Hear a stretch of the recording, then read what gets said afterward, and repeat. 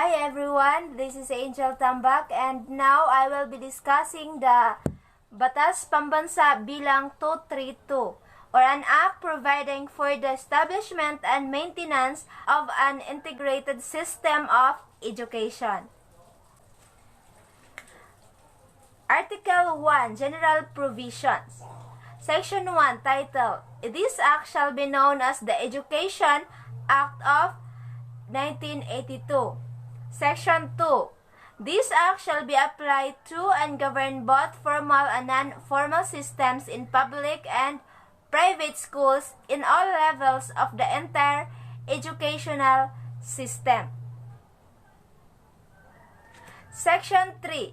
Declaration of Basic Policy. Or it is the policy of the state to establish and maintain a complete, adequate, and integrated system of education relevant to the goals of national development. The state shall promote the right of every individual to relevant quality education regardless of sex, age, creed, socio-economic status, physical and mental conditions, racial or ethnic origin, political or other affiliation. The state shall therefore promote and maintain equality of access in order or in terms of education, as well as the enjoyment of the benefits of education by all its citizens. And these are the national development goals. Number 1, to achieve and maintain an accelerating rate of economic development and social progress. To ensure the maximum participation of all the people in the attainment and enjoyment of the benefits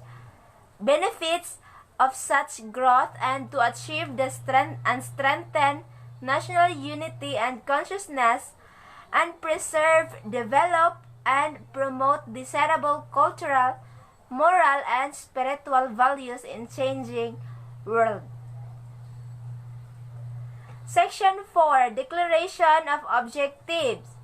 Educational system aims to provide a broad general education that will assist each individual in particular or peculiar ecology of his own society to attain his potential as a human being, enhance the range and quality of individual and group participation in the basic function of society, and acquire the essential educational foundation of his development into a productive and versatile citizen.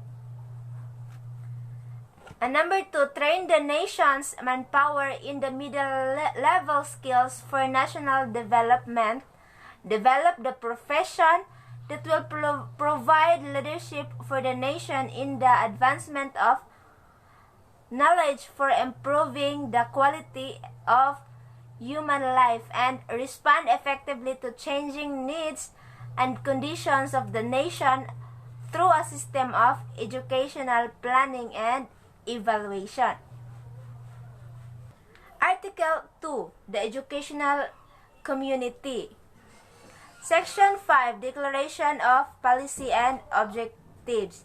It is likewise declared government policy to foster at all times a spirit of shared purposes and cooperation among the members of and elements of the educational community, and between the community and other sectors of society, in the realization that only in such an atmosphere can be true goals and objectives of education be fulfilled.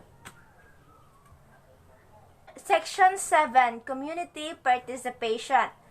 Every educational institution shall provide for the establishment of appropriate bodies through which the members of the educational community may discuss relevant issues and communicate information and suggestions for assistance and also for support of the school and for the promotion of their common interest. Section 8. Rights of Parents. The rights of parents under existing laws. All parents who have children enrolled in a school have the following rights.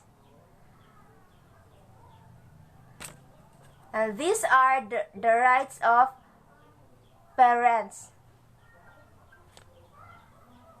Section 9. Special rights of schools administration. School administrators shall, in accordance with its existing laws, regulations, and policies of the Ministry of Education, Culture, and Sports, be accorded sufficient administrative discretion necessary for efficient and effective performance of their function. Section 14. Duties of Parents. To those provided for under existing laws, all parents shall have the following duties and obligation. Parents, individually or collectively through the school system, shall have carried out the educational objectives in accordance with national goals. Number 2, parents shall be obliged to enable their children to obtain elementary education and shall strive to enable them to obtain secondary and higher education in the pursuance of the right formation of the youth. And number 3, parents shall cooperate with the school in the implementation of the school program, curricular and co-curricular. Section 15. Duties and responsibilities of students. These are the responsibilities of all students in school. Section 16. Teachers' obligations. Every teacher shall perform his duties to the school by discharging his responsibilities in accordance with the philosophy, goals, and objectives of the schools. Be accountable for the efficient and effective attainment of specified learning objectives in pursuance of national development goals within the limits and available school resources, and render regular sports reports and performance of each student and to the later parents and guardians with specific suggestions for improvement.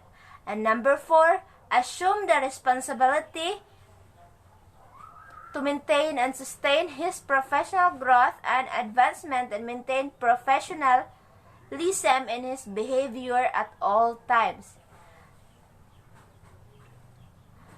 And refrain from making deductions in students' scholastic rating for acts that are clearly not manifestations of poor scholarship, and participate in agents of constructive social, economic, moral, intellectual, cultural, and political change in his school and the community within the context of national policies.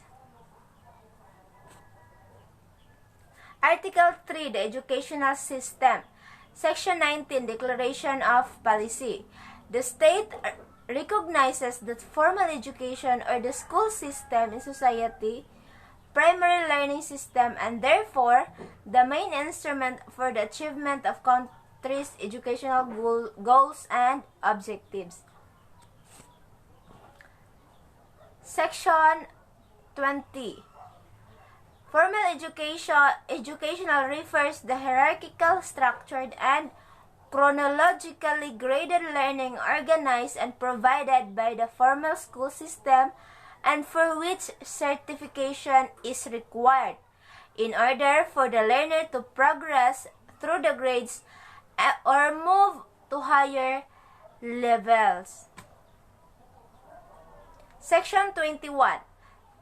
Objectives of elementary education. So these are the objectives of the elementary education. Number 1, to provide the knowledge and develop the skills, attitudes, and values essential to personal development and necessary for living in and contributing to a developing and changing social millennium. Number 2, to provide learning experience which increase the child's awareness of and responsiveness to the changes in and just demands in society, and to prepare him for constructive and effective involvement. And number 3, to promote and intensify the child's knowledge of identification with and love for the nation and the people to which he belongs, and to promote work and creativity and prepare himself to engage honest and gainful work. Again, this is Angel T. Tambak, and that would be all. Thank you. Bye-bye, and God bless us all.